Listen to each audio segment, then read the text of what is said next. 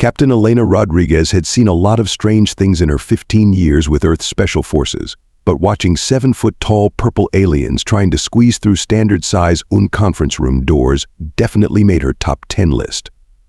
She maintained her professional composure, though her right eye twitched slightly as the lead alien, Ambassador KRX, managed to snag his ceremonial cape on the door handle. Esteemed representatives of Earth, KRX announced, straightening his now wrinkled cape with as much dignity as he could muster. We, the Galactic Council, have come to extend a most generous opportunity to your developing species.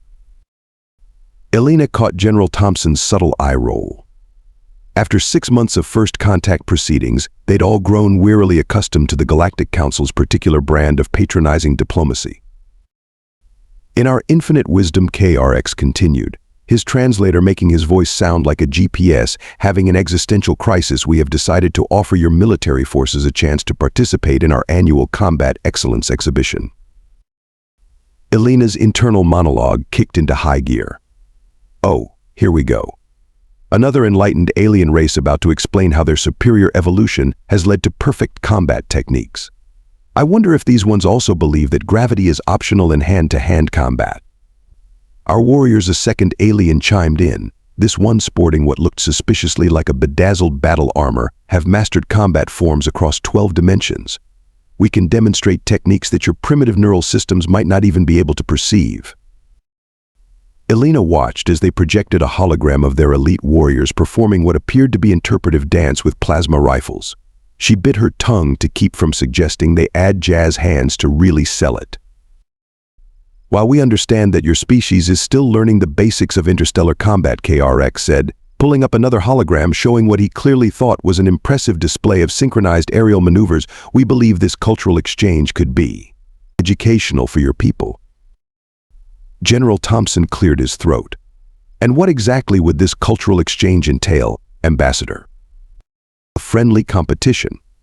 KRX's antenna perked up with excitement. Your best warriors against our elite combat specialists. We've even simplified the rules to accommodate your current technological limitations. Elena's hand shot up before she could stop herself. Quick question, when you say friendly competition, are we talking about the kind of friendly where everyone goes home with a participation trophy, or the kind where we sign liability waivers? The aliens exchanged glances that suggested they weren't entirely familiar with the concept of liability waivers. That, or they were still trying to process the idea of participation trophies. The events will be perfectly safe, KRX assured them, though his antenna twitched in what Elena was pretty sure was their species tell for terms and conditions may apply. We merely wish to demonstrate the proper ways of combat, the bedazzled alien added. Your species could learn much from observing our superior techniques. As the aliens launched into a detailed explanation of their combat philosophy, Elena found herself making a mental list of all the ways this could go hilariously wrong. By the time they got to the part about psychic harmony and weapon handling, she had already composed her future mission report's title, How I Learned to Stop Worrying and Love Alien Combat Games. The catch, as it turned out, was beautifully simple. Earth would send its best to compete in a series of combat challenges against the galaxy's finest warriors. The aliens clearly expected to provide an object lesson in advanced combat techniques. But judging by the gleam in General Thompson's eye as he accepted the invitation, Elena suspected the aliens were about to learn some lessons of their own. Let me get this straight, Lieutenant Marcus, Chen said, absently juggling what looked suspiciously like a live grenade. The aliens want us to participate in their fancy combat games just to show us how bad we are at fighting. Elena leaned back in her chair, surveying the unusual collection of specialists she'd assembled in the briefing room. That's about the size of it, chaos. And we're saying yes? Marcus caught the grenade with a flourish. Because that sounds like somebody asking to have their entire combat doctrine rewritten. Violently. From the darkest corner of the room, and Elena still wasn't sure how he'd managed to find a dark corner in a fully lit room, came Sergeant Dmitri Petrov's distinctive Russian-accented chuckle. Perhaps they need reminder that humans wrote book on warfare, while they were still figuring out which end of plasma rifle goes boom. Speaking of things going boom, Elena raised an eyebrow at Marcus. That better not be what I think it is. Marcus Marcus grinned, tossing her the grenade. Relax, Cap. It's just a stress ball shaped like a grenade. The real ones are in my other pants. Your other pants are in pieces across 3 training fields, Corporal Maya Patel pointed out, not looking up from what appeared to be a tablet filled with alien medical journals, along with half the obstacle course and that one tree everyone hated. That tree had it coming, Marcus said defensively. And besides, the brass approved my requisition for creative demolitions testing. Only because you filed it under botanical renovation, Elena reminded him. Dmitri materialized next to Maya's chair, causing her to jump slightly. I still think my suggestion for stealth landscaping was better proposal. Your suggestion scared 3 groundskeepers into early retirement, Maya said, finally looking up from her tablet. Though I have to admit, their cardiac readings were fascinating. Speaking of which, Captain, any chance these alien games will let me get some comparative medical data? For research purposes, of course. Elena pinched the bridge of her nose. Doc, we've talked about using combat situations to expand your xenobiology database. But Captain, think of the scientific possibilities. Maya's eyes lit up with what Elena had learned to recognize as her mad scientist gleam. Besides, if they're so advanced, surely they won't mind sharing some medical knowledge. Or equipment. Especially equipment. The last time you borrowed alien medical equipment, we had to write 3 diplomatic apologies, Elena reminded her. And the experimental data was worth every one, Maya said proudly. Elena stood up, drawing her team's attention. Look, people, the aliens expect us to show up, fumble around with their advanced technology, and generally make fools of ourselves. They want to teach humanity a lesson in humility. The room fell silent for approximately 2 seconds before everyone burst out laughing. Even Dmitri's usually silent chuckles were clearly audible. Oh, this is going to be fun. Marcus wiped a tear from his eye. Please tell me we get to use our own equipment. Within reason, Elena nodded. They're allowing primitive Earth weapons since they don't expect them to be effective anyway. Dmitri's smile would have made a shark nervous. They expect to see us coming. This will be their first mistake. Over the next week, the team's preparation looked nothing like what the alien observers expected. While the Galactic Council's representatives watched for elaborate training routines with advanced technology, they instead witnessed Marcus timing how long it took different explosives to make various objects strategically cease to exist. Dmitri appearing and disappearing at random, occasionally in the aliens' private quarters, just to test their security. Maya collecting an alarming amount of data on alien physiological responses to surprise. Elena somehow maintaining a straight face through it all. The alien observers filed reports describing the humans' activities as chaotic, unprofessional, and deeply concerning. Their superiors dismissed these concerns as primitive species behavior. None of them noticed Elena's team was actually choreographing what would soon become known as the greatest practical joke in galactic military history. Remember, Elena told her team the night before departure, they're expecting us to learn from them. Oh, they'll learn something all right, Marcus grinned, patting his suspiciously bulging equipment bag. They'll learn why Earth's Special Forces motto might as well be "Hold my beer and watch this." The galactic arena looked like someone had taken the Roman Colosseum, dipped it in chrome, and asked a 5-year-old to add cool space stuff. Floating platforms zipped around like deranged Roombas, while holographic advertisements for something called Zyx Cola, the only drink that tastes like all 12 dimensions, flashed overhead. Well, Elena muttered as their shuttle approached, subtle isn't their strong suit. The landing bay was packed with alien competitors, each wearing what appeared to be increasingly ridiculous variations of advanced combat gear. One species had suits that changed color every 3 seconds, complete with built-in light show. Another group wore armor that occasionally phased in and out of reality, which seemed less tactical and more like a warranty issue waiting to happen. The arrival announcement boomed through the arena, presenting the human competitors from Earth, a level 2 civilization still learning the basics of interstellar travel. Maya adjusted her standard issue medical kit. Did they really need to add that last part? At least they spelled Earth right this time, Marcus offered, hauling his suspiciously ordinary-looking duffel bag. Remember the invitation where they called us dirt? A tall, chrome-plated alien approached their group, his armor making whirring noises with every step. "Greetings, Earthlings. I am Grand Marshal ZXX Tick. I see you've brought your traditional equipment." Elena watched his optical sensors zoom in on their gear. Standard combat boots, tactical vests, and equipment that looked decidedly 20th century compared to the sci-fi convention around them. "We like to keep it old school," Elena smiled pleasantly. "Shall we begin?" The first event was announced a stealth infiltration challenge. Competitors had to reach a target location while avoiding detection by the arena's most advanced sensor array. The alien teams went first, showcasing their technology. One team used personal cloaking devices.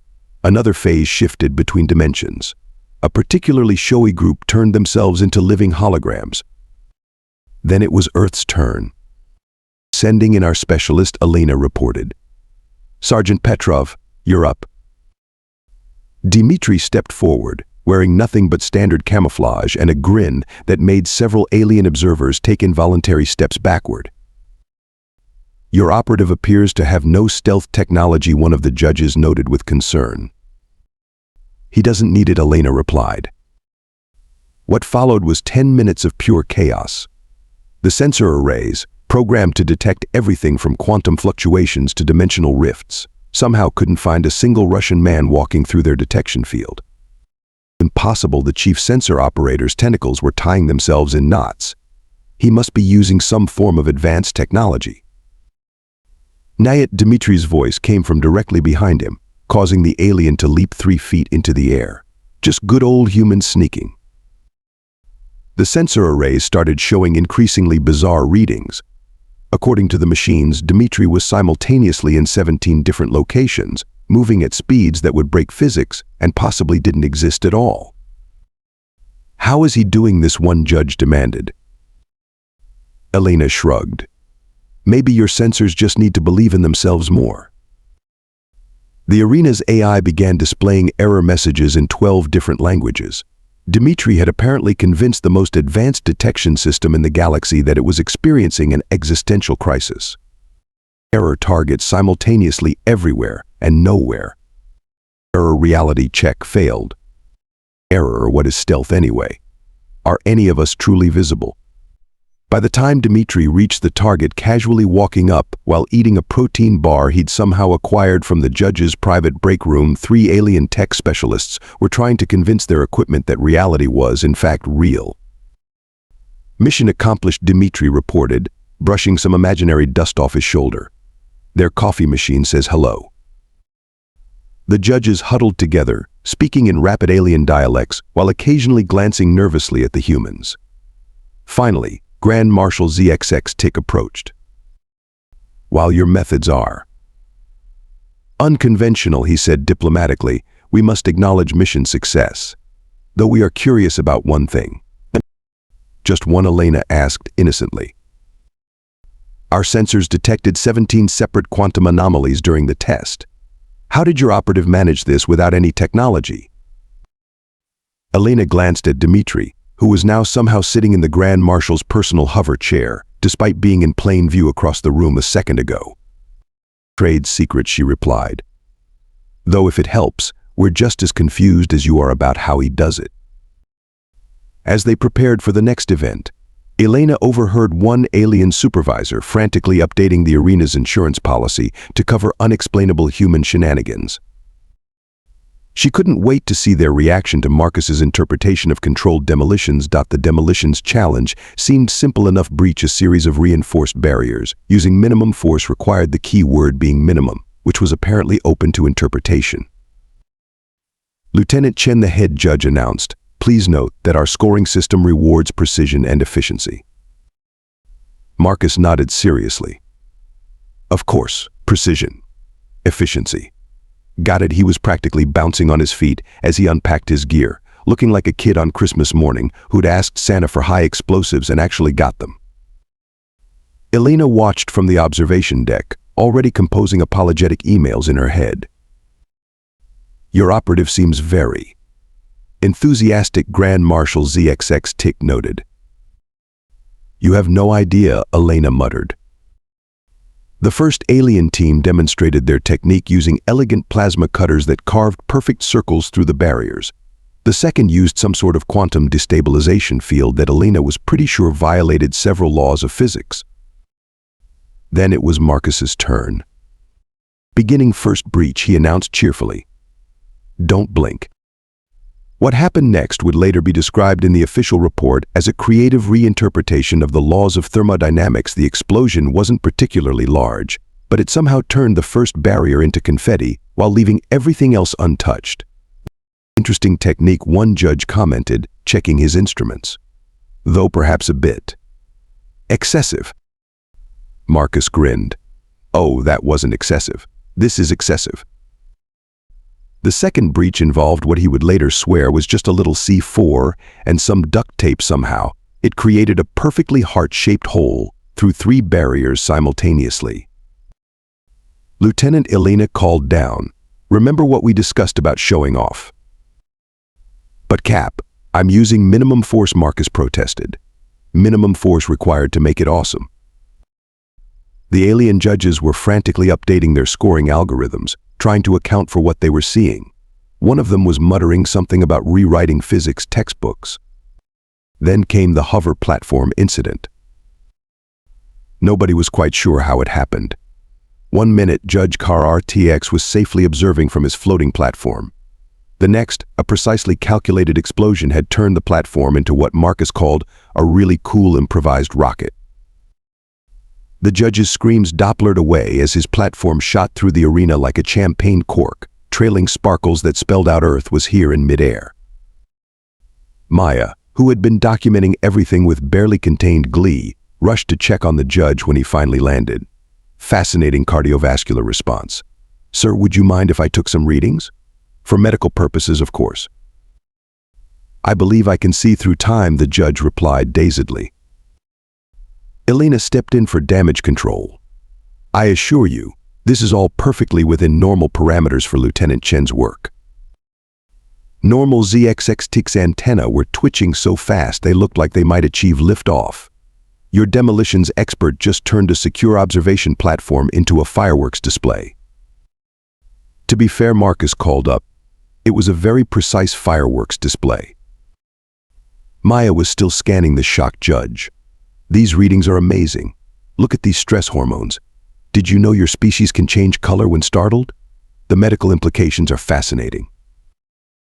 Perhaps Elena suggested diplomatically, "We should take a short break before the final breach." "Excellent idea," Marcus agreed. "I need to recalibrate my calculations anyway. Did you know these barriers are partially quantum locked? Makes it much more fun to calculate the blast radius in 11 dimensions." The aliens huddled together, having what appeared to be an existential crisis about their understanding of explosives. Elena could hear fragments of their conversation. But the physics clearly state. "How did he make it spell words?" Is that judge still changing colors? Maya approached Elena, practically vibrating with excitement. "Captain, I've documented 7 previously unknown physiological responses to surprise in just the last 10 minutes. This is groundbreaking research." "Doc, we're supposed to be competing, not conducting medical studies." "But think of the papers I could publish. Behavioral responses to human demolitions techniques, a cross-species study." Meanwhile, Marcus was humming happily as he set up for his final breach. The remaining judges had taken shelter behind what they assured everyone was an indestructible force field. Elena noticed they'd also wrapped themselves in what looked suspiciously like human-style bubble wrap. "Ready for the grand finale," Marcus announced. "I call this one the Big Bang Theory Revised Edition." Lieutenant Elena called down, trying to keep a straight face. "Please remember we need the arena intact for the final event." "No promises, Cap. But I'll try to keep the dimensional rifts to a minimum this time." As Marcus began his final demonstration, Elena heard one alien technician frantically updating the arena's warranty to cover acts of Chen. The final challenge was held in what the aliens proudly called their ultimate combat simulation chamber. a massive arena capable of generating fully interactive holographic environments. Grand Marshal ZXX Tick spent 20 minutes explaining its capabilities, 5 minutes listing its safety features, and another 10 minutes specifically asking Marcus not to blow it up. The scenario ZXX Tick announced will test your team's ability to handle a complex hostage rescue situation in a multi-dimensional environment. You'll face elite holographic opponents programmed with 12,000 years of combat doctrine. Neat, Marcus said, still not allowed within 10 feet of the control panel. But quick question, those holograms aren't load-bearing, right? Elena quickly intervened before anyone could answer. Let's just start the simulation, shall we? The arena transformed into an elaborate alien fortress, complete with guard patrols, security systems, and what appeared to be a gift shop selling overpriced souvenirs. Your mission, ZXX Tick's voice boomed, is to infiltrate the fortress, locate the hostage, and extract them while maintaining tactical superiority through proper application of advanced combat principles. The team huddled together for their pre-mission brief. Right, Elena said, standard operating procedure. Dmitri, do your thing. Marcus, minimal explosions. Maya, this isn't a medical research opportunity. Clear. Her team nodded with expressions that suggested they'd heard every word and planned to ignore most of it. And the simulation began. The aliens expected a careful, methodical approach following their established combat doctrine. What they got instead was pure chaos. Within the first 5 minutes, Dmitri had somehow convinced the holographic guards that their break room was haunted. 3 of them had already requested transfers to other simulations. Captain Maya's voice crackled over the comm. I found their medical bay. Did you know these holograms have fully simulated nervous systems? For research purposes, of course. Doc, focus on the mission, Elena sighed, then heard Marcus chuckling. What did you do? Remember that gift shop? Turns out their holographic snow globes make excellent improvised distraction devices. The control room erupted in chaos as the aliens watched their carefully programmed scenario fall apart. One of their elite holographic units was running in circles, convinced it was being stalked by a ghost that kept stealing its coffee. Another group had barricaded themselves in a supply closet after Dmitri whispered something in Russian that made them question their holographic existence. Then came the coffee incident. Nobody was quite sure how Marcus managed to redirect the fortress's automated defense system to dispense cappuccino instead of plasma bolts, but suddenly the entire simulation was raining coffee. The holographic guards, programmed with sophisticated combat AI, were completely stumped by this development. Status report, Elena called out, ducking under a stream of espresso. Good news and bad news, Marcus replied. Good news, I found the hostage. Bad news, they're currently riding what used to be a security drone that I may have turned into a mobile coffee bar. Ghost here, Dmitri's voice came through. Have convinced security AI it is experiencing cybernetic existential crisis. It is now writing poetry about meaning of artificial life. Very deep stuff. Maya chimed in excitedly. Captain, you won't believe the psychological impact of unexpected coffee exposure on holographic neural networks. I'm documenting everything. The aliens in the control room watched in horror as their sophisticated combat simulation devolved into what looked like a crossed episode of a sitcom and an energy drink commercial. This isn't how combat works, ZXX Tick protested as Elena's team continued to ignore every principle of tactical warfare in favor of what they called creative problem solving. Target secured, Marcus announced proudly, though we may need to dry clean them. There was an incident with the Mocha system. The simulation ended with 3 holographic guard units requesting psychological counseling.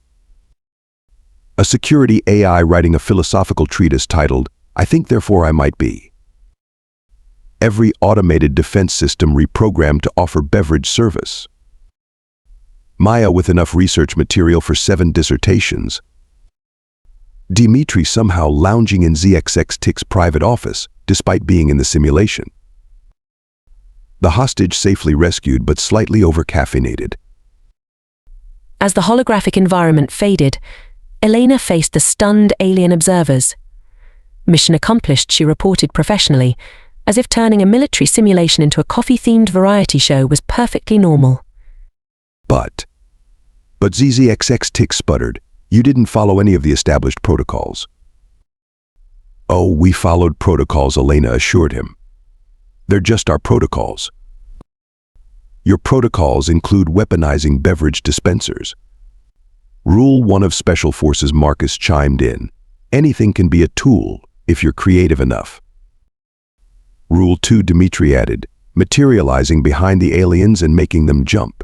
Everything is psychological warfare if you try hard enough."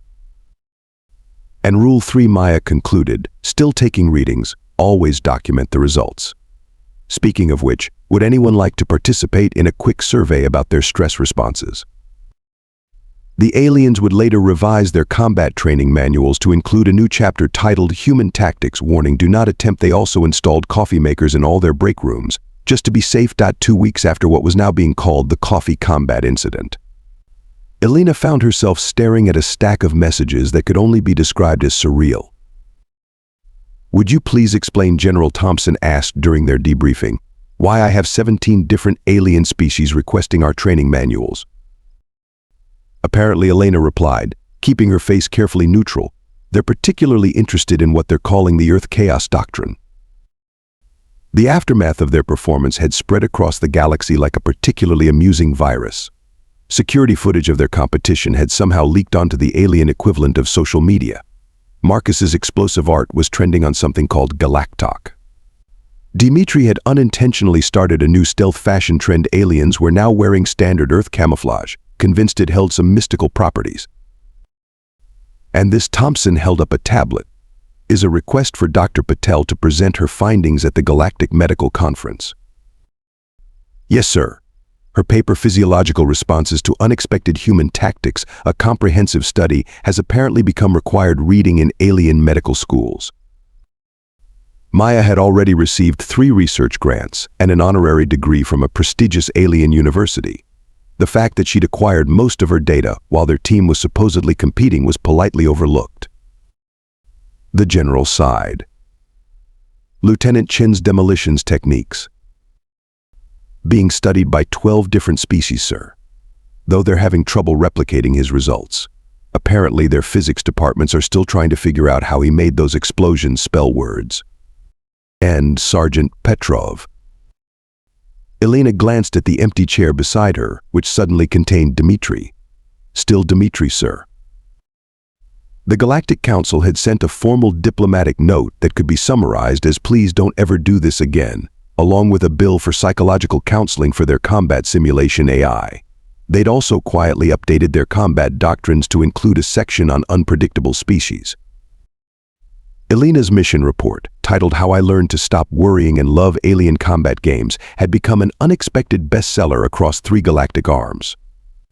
The appendix, consisting entirely of Marcus's explosive calculations, was being studied by quantum physicists who insisted it either proved or disproved string theory, they weren't sure which. Junior alien officers had started an underground movement called Humans Had It Right. They were spotted in off-duty hours attempting to replicate Earth tactics, though their attempts at Dmitri's stealth techniques mainly resulted in them walking into walls while trying to look mysterious. "One more thing," Thompson said, pulling out one final document. "The Galactic Council has formally requested that in all future joint military exercises, Earth's forces be required to submit their plans in advance and stick to them." "And our response, sir?" "I told them we'd take it under advisement." Thompson actually smiled. "Though I did point out that technically your team followed every rule they set. You just followed them. Creatively." As Elena left the debriefing, she passed the base's coffee shop, now doing brisk business with alien tourists, trying to understand the beverage's apparent tactical applications. Through the window, she could see Marcus explaining something to a group of fascinated alien engineers, his hands making explosive gestures. Maya was in the corner, still collecting data on alien caffeine tolerance for science. And Dmitri. Well, Dmitri was probably there somewhere. The next day, Elena found a new plaque on her office wall. It read, "In recognition of outstanding achievements in making advanced alien species question their life choices." Below it was a single coffee bean, mounted in what appeared to be a quantum-sealed display case. She decided some reports were better left unwritten.